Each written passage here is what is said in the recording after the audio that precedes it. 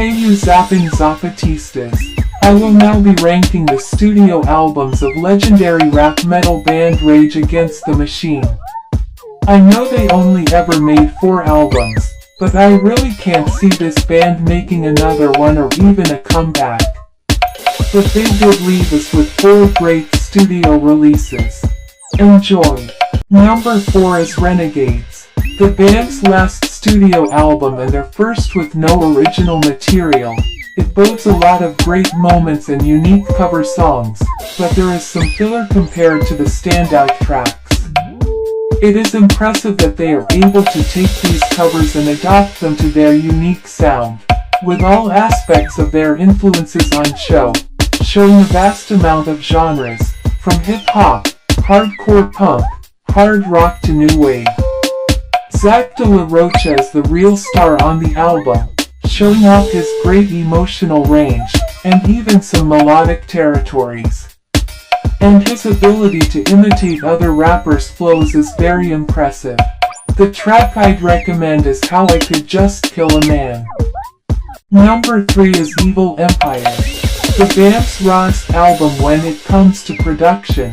It starts off incredibly strong, but as it continues it does start to meander.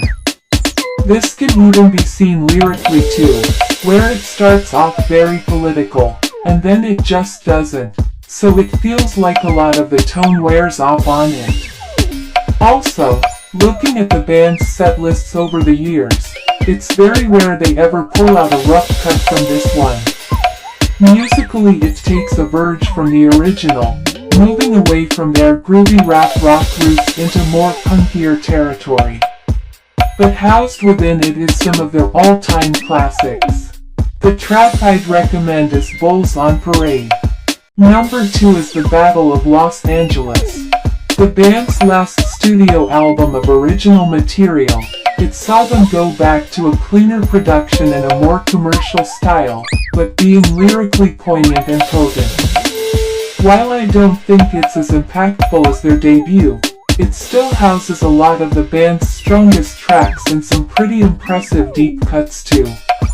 De La Rocha's presence and presentation is impactful as always, but I do like his storytelling approach to some of the tracks, showing off his ability as a lyricist. All the tracks have their moments, and overall it's pretty enjoyable. The track I'd recommend is Testify. In my opinion, the best Rage Against the Machine album is their self-titled. When it comes to debut albums, this is the perfect example of how to grab attention. Present the world with a sound they've never heard before.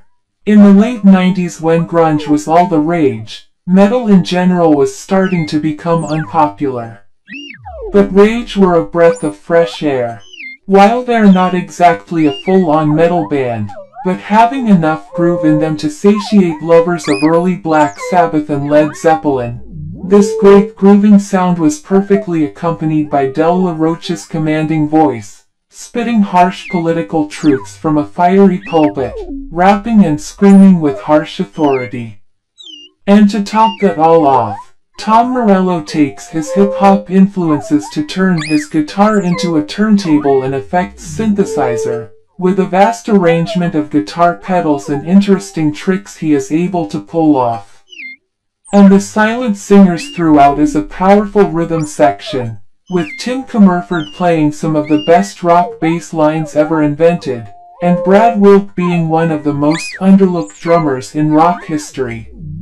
Each track is monumental, every moment is latched into my DNA.